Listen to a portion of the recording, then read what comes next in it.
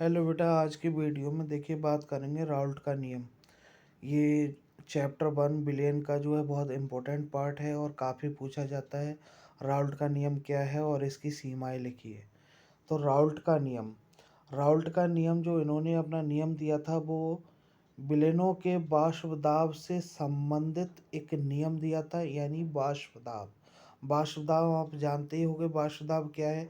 जैसे जो है सपोज दैट अगर कोई बिलियन है, इस तरह से कोई बिलियन है, इस तरह से, तो इसमें क्या होता है कि इनके जो कण होते हैं, अणु होते हैं बिलियन के, वो इस सतह पर जो है अपना जो है दबाव डालते हैं गैस में परिवर्तित होने के लिए, यानी गैस अवस्था में परिवर्तित होने के लिए अपनी इस सतह पर जो है दाब लगाते हैं, जिसको वाष्प दाब कहते हैं।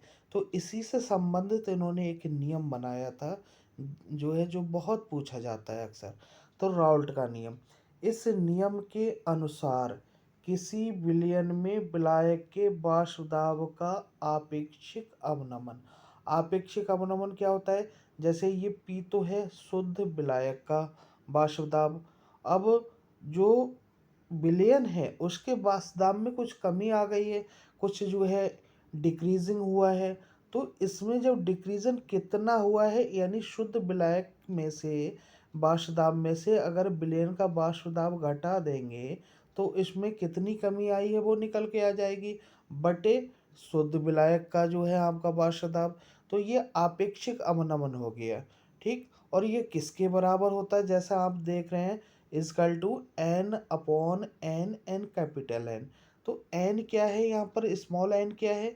एक विलय का मोल जो है, विलय का मोल है, और नीचे विलय और विलायक का मोल, यानी कि हम कह सकते हैं विलय का मोल प्रवाह है, यानी मोल अंश है। तो कितना विलय किस जो है विलायक में कितना घुला हुआ है, तो उतना ही इसके वाष्प दाब में अवनमन होता है।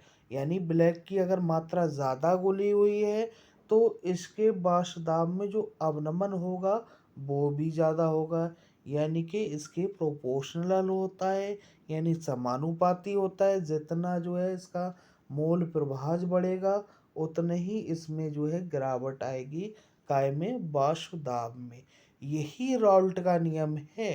किसी विलायक के वाष्प दाब का आपेक्षिक अवनमन विलयन में उपस्थित विलय के विलय पदार्थ के मोल प्रभाज के बराबर होता है।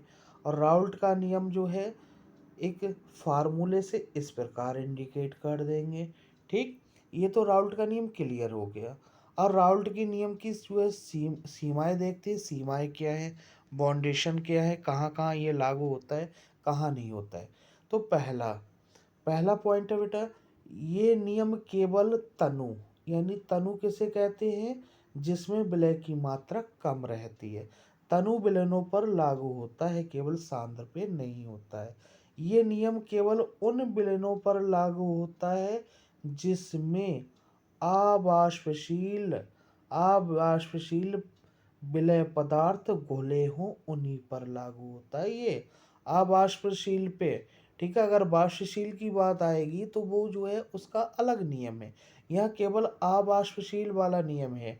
ठीक, दो पॉइंट ये हो गए, ये आपको ध्यान में रखने हैं। केवल तनु विलयनों पर लागू होता है और केवल अवाष्पशील वाले जो विलय पदार्थ होते हैं उनमें लागू होता है। ठीक, अब कहाँ लागू नहीं होता है उसकी बात करेंगे। ये नियम वैद्युत अपघट्यों के विलयनों पर लागू नहीं होता है। वैद्युत अपघट्य क्या होते हैं? यानी वे विलय पदार्थ जो अगर विलयन जिनका है, अगर विद्युत धारा प्रवाहित हो रही है तो वो अपने आयनों में टूट जाते हैं। जैसे आपका NaCl हो गया, वो Na और Cl में जो है टूट जाएगा। BaCl2 हो गया, वो Ba और Cl2 में टूट जाएगा। इस तरह से यानी आयनों से जो बने होते हैं यौगिक, वो विलय पदार्थ होते हैं, तो क्या है वो आयनों में टूट जाएंगे, तो वो वैद्युत अपघट्य कहलाते हैं। ठीक, वहाँ ये लागू नहीं होता है। दूसरी बात, ये नियम उन पदार्थों के विलयनों पर लागू नहीं होता जो विलयन में संगुणित होते हैं। तो संगुणित मीन्स यानी 2 जो है 2 से 1 या 4 4 से 2, यानी इस प्रकार जो है आपस में मिल कर यानी कि ज़्यादा अणुओं के कम अणु बना लेते हैं, ये संगुणित कहलाता है। तो उन पर भी ये लागू नहीं होता। तो ये चारों सीमाएं बेटा आपको याद रखनी है, फार्मूला भी याद रखना है, और इस जो है इसका जो नियम है, यानी कि इसके वाष्प दाब में जो गिरावट होती है वो काय के बराबर होती है, विलय पदार्थ के मोल प्रभाज के बराबर होती है। आपको ये भी रखना है, ठीक है, ये भी याद रखना है, फार्मूला भी आपको लिखना पड़ेगा।